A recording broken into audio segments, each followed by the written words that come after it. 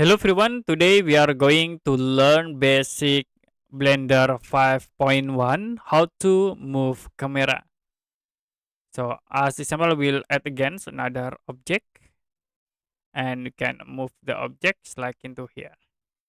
Now if you want to move the camera, you can select and you can use the move tools to move like in green axis, red axis or the blue axis.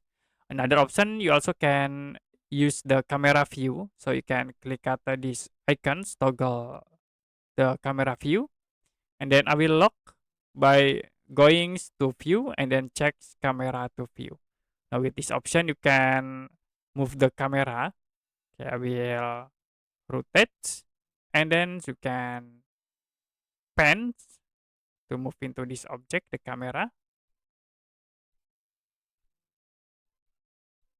And if you're done, you can uncheck again and then click the icons to go into the view port. So the camera will be moved into this point. Okay, you can click here to move again to camera, or you can back to the default view.